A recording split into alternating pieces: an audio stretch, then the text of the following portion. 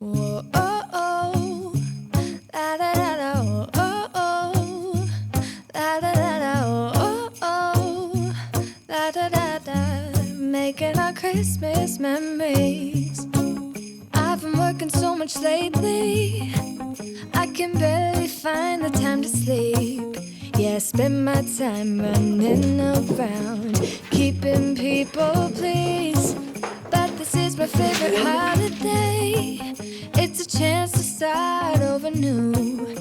It's one of the busiest months of the year for mothers everywhere. I'm here to help you, at least with the meal planning and meal ideas for the month. In this video, we're going to do some holiday homemaking and holiday scratch cooking. We're going to make some recipes from my winter and holiday inspired meal plan, which is available in my shop right now for $10. It's a full 4-week menu plan, breakfast, lunch, dinner, and snacks with shopping lists, budget grocery tips, a full page of budget tips actually, and it comes with a special holiday meal plan so you don't have to figure out what you're going to make on the holidays. All through this month, I am making recipes from that menu plan, which can be repurposed for January. Stick around for the end of this video because if you're hosting and you're feeling a little bit overwhelmed, I've got a few tips for you. I've also got some fun holiday homemaking projects happening in this video. I call this holiday homemaking, but it's really just winter homemaking. Da, da, da, da. Making our Christmas memories.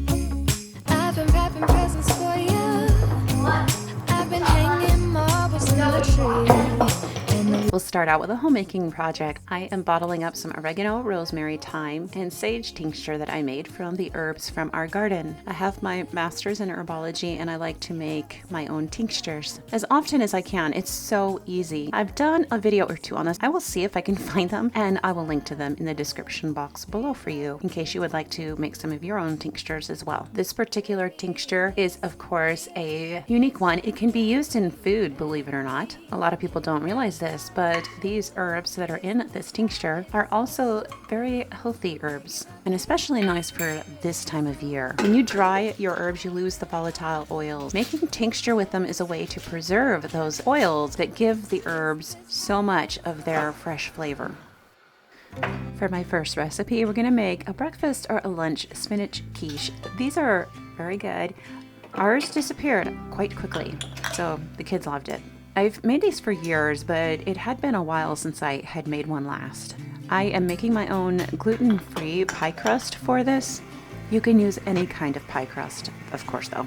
If you're in a super big hurry, you could even buy pie crust from the store, of course. That wouldn't be the healthiest. Whenever I'm cooking something not sourdough, I like to use gluten-free just because it's easier to digest. And if you are going to eat wheat, of course, sourdough is a lot more easy to digest. I have never actually measured this recipe, so I had to measure it just for this video. I used 2 cups of cottage cheese. I use about 2 or 3 cloves of garlic. You can, of course, put more in if you love garlic. I added about a teaspoon of salt and 6 eggs.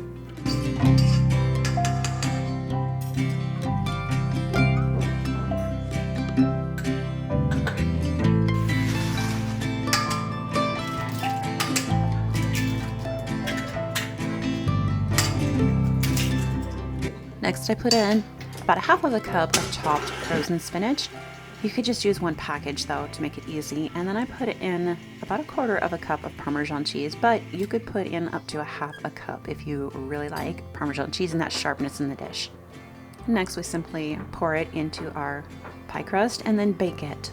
I'm going to bake it at about 350 and check it after a half an hour. It's done when it is set and maybe a couple parts of the top start to turn slightly golden. You can take it out a little bit before that happens though. Minced onions are another thing that is really good in this.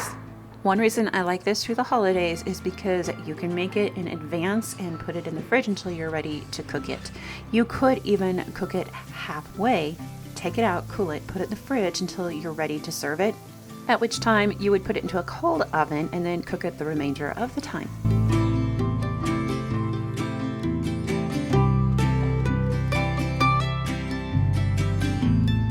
Next up, we're going to make a really delicious chicken dish. It's a chicken casserole. It's one of my favorites for a very long time.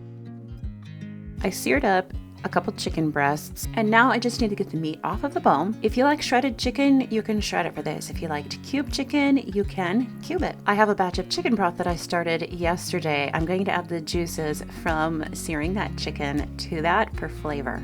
So we had chicken a couple days ago. I took the bones that were left over and I started making broth with them in the Instant Pot. This nice rich broth is really important to this dish because we need it to make the chicken gravy. I like starting my broths in the Instant Pot and finishing them off on the stove. The Instant Pot gives them a rapid jump ahead or reduction in processing time.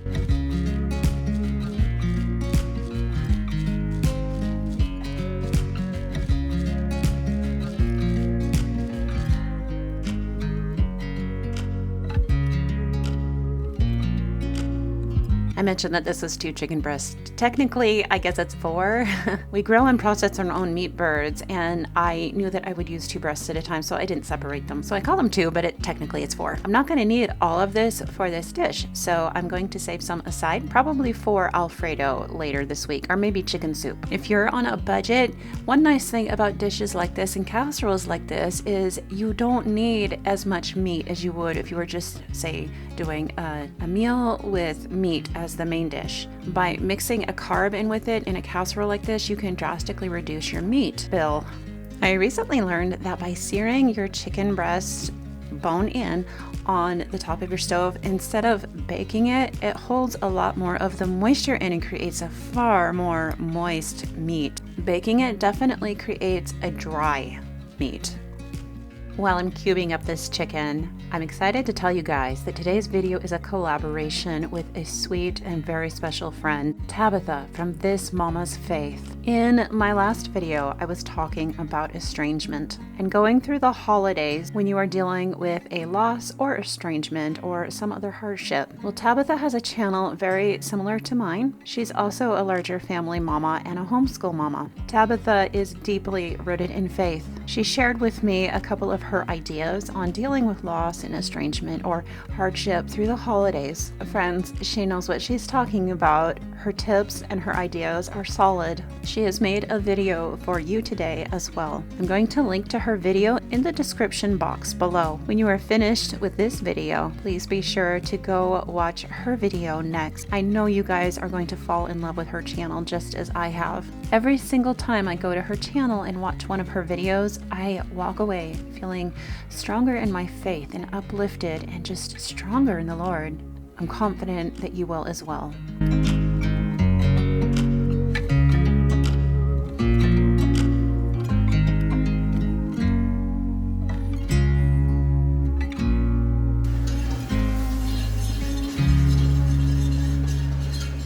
In this scene, I'm making my chicken gravy. I have about a cube of butter and a half of a cup of gluten-free flour. I've cooked it for about a minute. When you're making a roux like this or a gravy, what you want to do is you want to cook the flour before you add the broth. That makes it go a lot faster and assures all the flour will be cooked. If the flour starts to brown, it will not make as thick of a gravy. So if you want it to be nice and thick, you want to catch it just before it starts to brown. I'm going to add about a half of a gallon of broth now.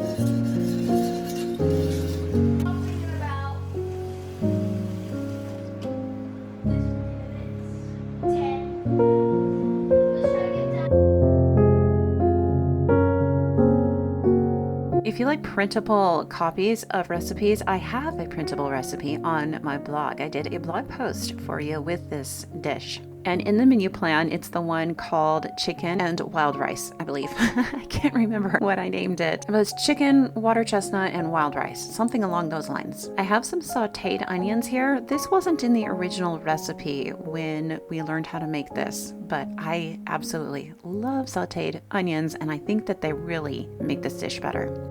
We're gonna start with layering some rice. In our casserole dish, what I have here is a combination of white and wild rice.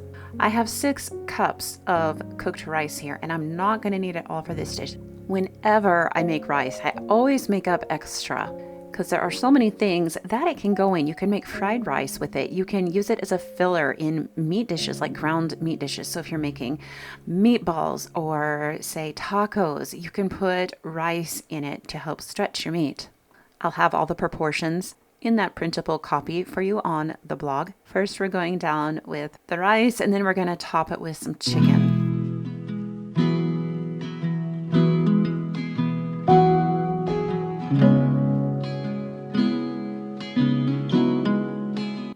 Lucky me, I have both my girls in the kitchen helping me right now. Not pictured is my youngest daughter, and she's standing nearby wanting to help and asking if she can do this or that. So she's getting the water chestnuts for me. This is going to be our next layer. If you have celery, you would also go down with that right now. I have dehydrated celery though from our garden, so I needed to put that in the broth when I was making it and cooking it so I could rehydrate it. Dehydrated celery is great. I love having a lot of it on hand because if I buy celery, I never use it all before it goes bad. But with dehydrated celery, I don't have to worry about it going bad. The only thing that's missing with the dehydrated is that crunch. And that crunch is kind of nice in this dish. So fresh celery would make it better. And if I had some, I would go down with that right now, along with these water chestnuts. I've got diced water chestnuts and sliced water chestnuts. We're going to make the gravy topping. This is seriously so good.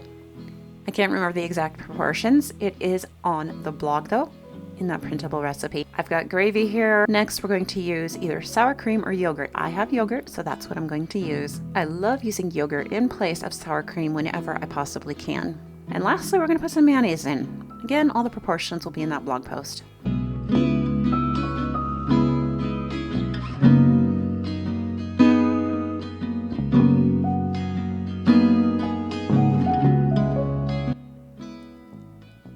I know I have quite a few home educating mamas here, and I know one of the struggles when you are home educating is lunches. It's always such a hassle to have to stop the lessons and start preparing lunch, especially when you are a from scratch cook. This is a dish that freezes extremely well. You can make up several of these at a time, and that's generally what I like to do. I like to make up as many as I possibly can and freeze them. Freeze them for those busy nights when you're just too busy. Freeze them for those busy days when you know you're not going to have time to make a nice meal from scratch. You can freeze these for lunches throughout the week. In the scene, I'm showing you some of the spices. I like to use garlic and poultry seasoning in the gravy sauce that I'm going to pour over the top. You could use other spices if you like, maybe Italian seasoning, basil, oregano. I prefer the poultry seasoning though. Always make sure you taste this before you pour it over the top and salt it to taste. Black pepper is another good addition to it. Something I completely forgot to add to this is over the top, you can sprinkle some, are they called silvered or slivered almonds? You know, those almonds that are sliced super thin. They are so good over the top of this. My oven's going, I hope you can hear me. This really couldn't be easier. It's about 3 cups of rice, about 2 cups of chicken scattered over the top that's shredded, the water chestnuts, and then 2 cups of gravy, 1 cup of yogurt, you could use sour cream, and half a cup of mayo. You want to season that to taste. I put a teaspoon of poultry seasoning in, about a half a teaspoon of minced garlic. I have the sauteed onions, about half a cup to a cup of sauteed onions. And this is ready to go. This freezes really well.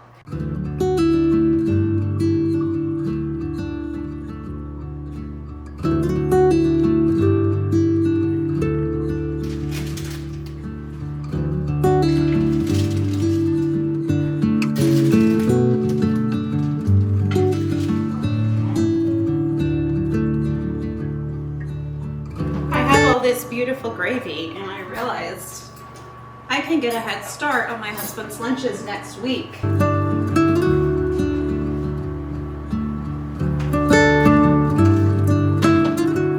going to use that chicken that I cubed up, and instead of doing Alfredo, I'm gonna just make him some chicken soup.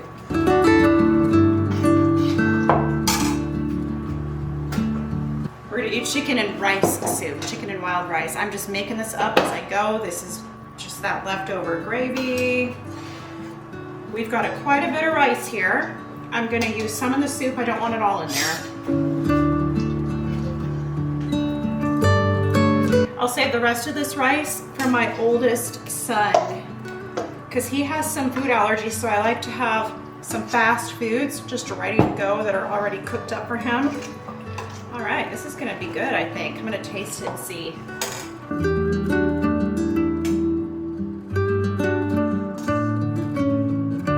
I think it needs a little more garlic, but not bad.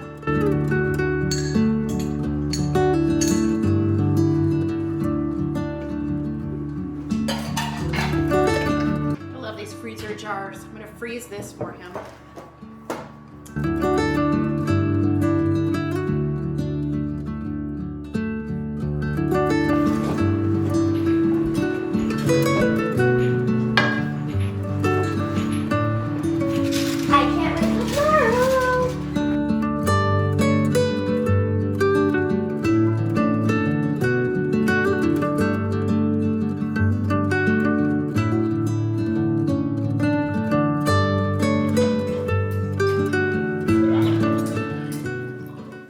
This next recipe, one of my boys is going to show you how to make, and it's chicken or beef Alfredo. You don't have to add the meat to it. That's how wonderful this Alfredo sauce is. It can be served just on its own. This is one of the first dishes that I teach my children how to cook starting when they're around 10 or 11. It's actually one they ask me to teach them how to cook because it's one of their favorites. It is super easy to make, super quick, and absolutely delicious. We're going to use 2 8-ounce packages of cream cheese, about 1/4 cup of butter, and we have some minced garlic here. We used about 3 cloves of minced garlic. We're going to add a pinch of Italian seasoning and a pinch of marjoram.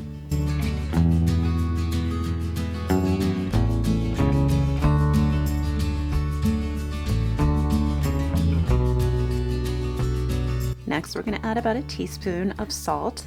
Actually, I think this is 1/2 teaspoon of salt. Here's my oldest son over here. I don't know what he's making. He's making something else.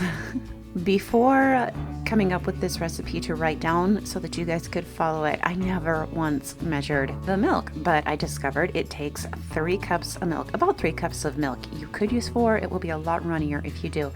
One of the tricks is you don't put all the milk in at once. You only want to put in about half of it and heat it up. And then once it's heated up, there's kind of like a cheese making process that takes place with the cream cheese. The cream cheese almost like multiplies or duplicates. So you've got the 8 ounces cream cheese, you add the milk, and as you heat it on low, it starts to become very thick. Then you can just add more milk until it's the consistency that you like. Yes, my son's in a tie-dye shirt here. Our family, most of the kids anyways, have a thing for tie-dye. I think all the kids actually have a thing for tie-dye. While that Alfredo sauce is heating up, you want to get your pasta water started. We're going to do 2 kinds of pasta here. We're going to do a gluten-free pasta for my oldest son and regular pasta for the rest of the kids. I'll now show you how the sauce is on very, very low heat. You do not want this to boil. You want to keep it and heat it up very slowly on very low heat. And that's how it gets the thickness without adding any thickener like flour. Once it gets heated up, it's going to be easy to get a whisk and mix it up until all the lumps are gone. If you don't have it heated up thoroughly, it's going to be harder to mix. I'm going to show you how it works now. If you get it all mixed up, it's going to start to thicken, and it just continues to get thicker and thicker and thicker. If you keep it on a low heat, it's really cool how it just thickens itself. Next, you don't have to add meat. I had some though. I had a little bit of chuck roast left in the fridge, so I cut it into little steak medallions and I'm searing it up. You could also do this with chicken. When I forget to plan a lunch or make a lunch, this is what I make, and it never disappoints. So we've got this on low heat again. Our steak is beautifully done. I like using the chuck because it's marbled and it's a little bit more tender than if you were to use something that was a lot more lean. We've got our pastas done, and it looks like it's about time to plate everything. Usually what we do is we add the sauce to the pasta as you see here, and then we just stir it together. If you're going to do it this way, it is actually better if the sauce is a little bit more thin. So maybe add 4 cups of milk instead of 3. This pasta is cooked to al dente. Dente, right? I said that right? Anyways, it's going to soak up a little bit more of this sauce and become a little bit more thick.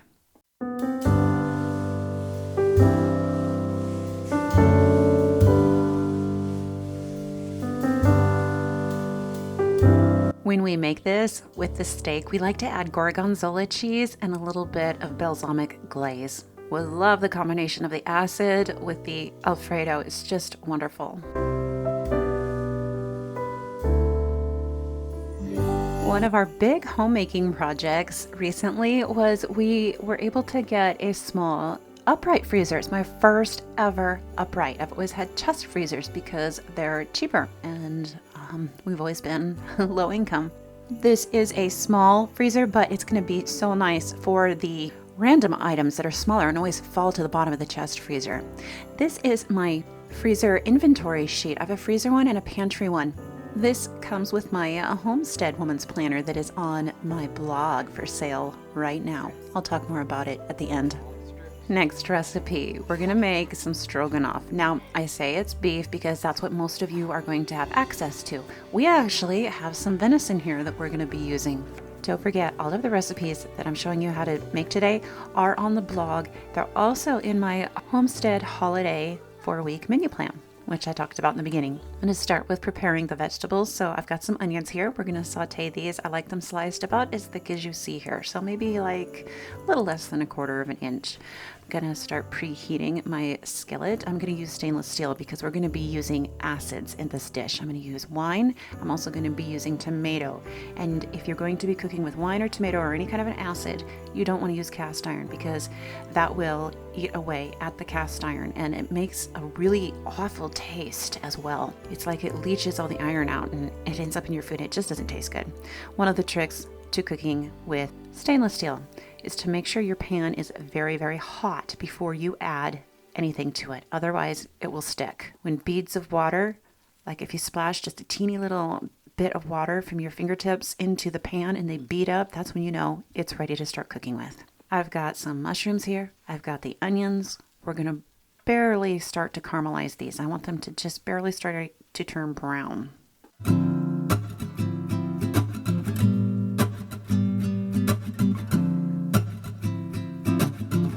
I'm going to measure out about 9 tablespoons of gluten-free flour. You can use regular if you like. And next I'm going to season the flour with a little bit of salt, and I'm using probably about a teaspoon here. Something I love about using gluten-free flour for something like this as opposed to regular is it doesn't have the gluten, so it doesn't get all stuck to your fingers. You can take all of the meat at one time, just like I'm doing here, and just mix it up. Now, if you were to do this with regular flour, it would all gum up. The meat would get gummed together and it'd be a big mess. So it's a lot more tedious because you have to coat each piece individually. With this kind of flour, you can just dump it all in and mix it like this. And things like that, and you have a lot of cooking to do all the time. And you know, like for me, I homeschool, so I got papers to grade. And things like that can speed up the process are a win, always. My mushrooms and onions are coming along over here and it's starting to smell just lovely. I'm gonna add some garlic. You don't want to add it at the beginning because it would burn if you do. I believe that's because of the sugars in the garlic. It's got a higher sugar content, so they burn very easily and quickly. If you cook your other vegetables first until they're mostly done and then put the garlic in at the end, it does not burn, but it still cooks the garlic. Just gonna set these aside. I'm going to start cooking the meat now, and I got to cook it in batches. You don't want to put it all in the pan at the same time because that would overcrowd the pan and you would end up more like boiling the meat, which doesn't taste good. We want a nice sear on the meat. We want a fast, flash sear. So I'm oiling my pan, and this process is gonna go really fast. So I'm getting everything nearby and handy. I pre-poured some white wine. I'm going to use the white wine. If I had sherry, I would use that. You can get cooking wine for this if you prefer. I'm going to use the wine to deglaze the pan between searings, because if I don't, the brown bits and everything will burn and they will become bitter and it won't taste very good. All right, I'm done browning the first batch of meat. Now we're gonna quickly deglaze the pan with the wine. You wanna be careful doing this, it's very hot. Once the pan is deglazed, I'm gonna take all of the leftover cooking wine that's left and I'm gonna pour it over just the onions or wherever, just set it aside. You don't want that in the pan when you go to start cooking the next batch of beef. I'm gonna add some butter now, and we're gonna go for the second round of beef, or in my case, venison. I finished my last batch of beef. I'm gonna deglaze the pan the last time. Now, another thing you can use is broth. If you don't wanna use very much wine or don't wanna use any at all, once the pan's deglazed, set all of the liquid that's remaining inside of it aside. You can put it anywhere. I put it in back with the broth because I'm going to be using that in a second. And I'm adding 9 tablespoons of butter to my pan here. I'm gonna melt it down, and once it is melted, I'm going to add all the flour. Oops, made a mess. I'm going to just barely brown the flour. I don't want it to actually brown. I want to get it before it's browned. I want to add the liquid before. I'm just cooking the flour right now. You'll want to double check the recipe. I believe I added about 4 cups of broth to this. And again, I'm just making like a roux or a gravy. I remembered it was 4 cups. My ladle here is a 8-ounce ladle. I searched everywhere for a ladle that was this big. This is my favorite ladle. And I remembered I added 4 ladlefuls. You don't want to add it all at once. Add a couple at a time, mix all the lumps out, and then add the rest once that starts to thicken. Next, you'll add your tomato paste. I have the exact recipe on the blog. I think I added about 2 tablespoons of tomato paste. And next, I am going to add some thyme. Isn't this drawer all nice and tidy and organized? I have an organizing video and I showed you guys all about where I got those jars. If you're interested in getting them, I'll try to remember to link to that video in the description below. I think I added about a teaspoon of thyme. Again, it will be on the blog. I am terrible about measuring things. I have been cooking for so long and I always just eyeball it or put enough in that I know would taste good. Almost all of the ingredients are in this pan now, and now I'm going to add the venison or beef to continue cooking. It's mostly done, but I did leave it just a little bit undone because I want it to finish cooking in the sauce here and absorb some of the flavor of the wonderful sauce. We're going to let this simmer for about 15 to 20 minutes. You could definitely let it go longer. I'm adding some more salt to taste. I'm going to cover it and let it simmer now until the pasta is done. I'm going to set it on a lower burner too because I had it on the biggest burner and I want it to cook really slow.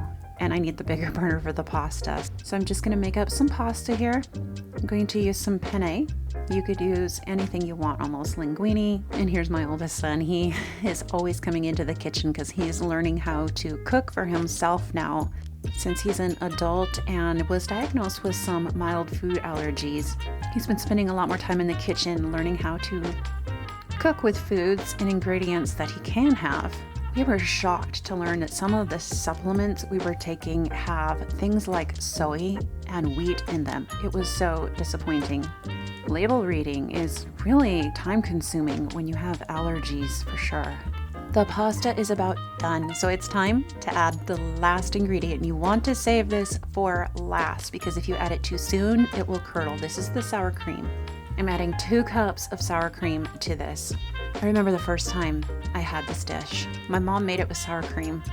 I think sour cream is probably one of my favorite dairy products. I think it makes almost every dish better.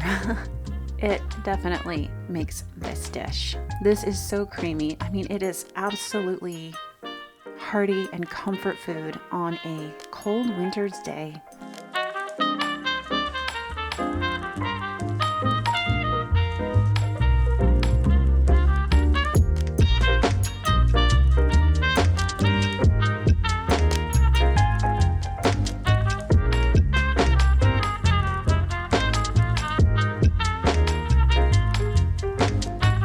A frugal homemaking project I've got going on here for about a year. Whenever a candle is nearing the end of its life, you know how when the wick gets burnt down, but there's still a little bit left, or if you have like a tall tower candle and you can't really use much more of it without it being a hazard. I always save all of that and I melt them down. I have this old candle jar that I've been saving and I just melt them down and I put, so you can see the layers here. That's what I do. I melt them down as I have them. I got the wick off of Amazon. Anyways, I thought you guys might enjoy that frugal candle tip. I just finished this candle. I'm kind of excited about it. The next recipe is near and dear to my heart. This is one of my grandma's recipes and it's apple crisp. Here are the ingredients. You're actually going to want 3 cubes of butter, not 2.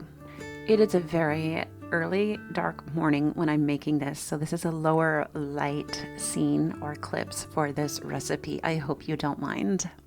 Up here in the north where we live, the days get so short. This time of year, we have very limited hours of daylight. I actually don't mind it. These are some gorgeous Granny Smith apples that a friend of mine brought over. This recipe is pretty simple. It will be on the blog. It's 4 cups of oats, a cup of ground up nuts, 3 cubes of butter, and about a cup of sugar. You could put more, you could put less. We're going to cut up our apples. I'm going to mix about ½ a cup of sugar and about 1/4 cup of gluten-free flour with them. Of course, Grandma didn't use gluten-free. One of the things I forgot to mention is we do want to add cinnamon to the oats and cinnamon to the apples. You also want to add a little bit of freshly grated nutmeg and about a cup of gluten-free flour to the oats. Again, all of this will be on the blog. Okay, that's the recipe, but I wanted to talk about something a little deeper while I'm making this dish for you. All growing up, Thanksgiving, holidays, I love them. Love, love, love them. My favorite part to all of them was making the foods for them. When I got to be a teenager, I used to dream and long for the day that I would be hosting the holidays for my families in my own home. It was always a dream and a goal of mine as a teenager. Fast forward many years later, about 15 to be exact, I found myself doing just that. I was living in a new state, away from all of my family, and I found myself hosting for my husband's cousins. I will always remember those as some of the most fond memories. We all had so much fun, and I had so much fun hosting and spending time with them. Once we moved back to my home state, I found myself in the hosting position again. Here's the thing, when you're hosting and you're also homeschooling, that means your kids are in your home 24/7. And then when you have a big family to boot, hosting can get to be a little bit overwhelming. So here are some things that I found to make hosting a little bit less overwhelming. Some of you are going to just shriek in horror over this. But if you are really crunched for time, there are certain things you can skip doing. For example, say you have a load of towels that just came out of the dryer and you don't really have time to fold them. You don't have to. Unfolded towels will cram into the drawers. In fact, I've learned if you wad them up into these little rosettes, it's super fast and you can fit quite a few into the drawer. I have a whole wad of bath towels right now that are not folded. I mean, come on, let's think about it. What's more important? Having perfectly folded towels and an absolutely perfectly organized home, or opening up your home to be a ministry to other people, to feed them, to encourage them, to bless them? What's more important? And on that note, what's more important? Your mental health and your rest, or having perfectly folded towels? There's a number of things that I don't do if I don't have time or the mental capacity or the energy to do. I don't match socks. I don't always fold my towels.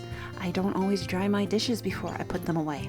If I have time to do those things, I will. But if I have something more important in several ways to do, then I'm going to do that. For example, if I've got a kid's biology papers that need to be graded, I'm going to do that instead. Let me just put it this way. If you've got somebody coming to your home that is going to judge you for not having perfectly folded towels or perfectly matched socks, that person doesn't need to be coming to your home. In Proverbs 20:19, we are told, "A gossip betrays confidence, so avoid anyone who talks too much." In my personal experience, hosting is always the most stressful. When I know I have somebody coming to my home that I can't trust, that I know is going to gossip about other people and probably me after they leave. It's a relief to know there is no obligation, not in God's eyes, to hang out with that person. One of my biggest hosting tips is to get as much done days in advance. So I have a Christmas menu. I have a Thanksgiving menu. It's actually for sale in that menu plan. But anyways, I have a big list of all of the foods that I want to make. I do all my shopping at least a couple weeks in advance for what I can. Some things like whipped cream have to be saved till closer to the time they're going to be used, otherwise they'd spoil. But I get everything I can in the house, I get the list, and I start making dishes that can be frozen and putting them in the freezer. I like to start making the other foods that can't be frozen a few days before if I possibly can. So I block out and I plan that 2 or 3 days before the holiday, I'm going to be spending some time each day making the food. On my blog, I have a free downloadable printable. It's called How to Host a Casual Dinner Party. It's got a list of things that I like to get done starting a few days in advance, and this breaks it up so that I'm not overwhelmed the day before and the day of company. Something that helps me out so much, especially when I am hosting or planning holidays, is having a good planner. So I have created my own planner specifically for homemaking moms. I've got one for homemakers, and I've also got one for homesteading homemakers. I was never able to find a planner that quite met my needs as a homemaker, a homesteader, and a homeschool mom, so I made my own. They're in my shop. You can go look at them. One of the best things about them is they are undated. Yes, it's a hassle writing in the dates, but the advantage to having an undated planner is that you can roll over pages. So you can take a page out if you didn't get everything done and just slip it in for the next month. It's just so much more flexible. I will do a video with how I use my planner and how I set it up to give you guys ideas of how you can use this to your greatest advantage and organize your life and home and holidays. So be on the lookout for that. And the final tip that I have for you, if you're overwhelmed trying to host holidays or overwhelmed period through the holidays, is let the kids decorate. They'll probably have more fun with it than you would anyways, especially if you are overwhelmed. And the kids absolutely go berserk over getting to decorate. At least mine do anyways. Is something they look forward to every year. Thank you so much for watching to the end. Please share this video if you have enjoyed it. Come back next week because I'm going to have some delicious heritage recipes from my grandmothers, and I'm going to talk about hosting when you're missing the people in your life that used to do the hosting. Don't forget, this video is a collaboration with Tabitha at This Mama's Faith, so go check out her video next. It's linked in the description box below.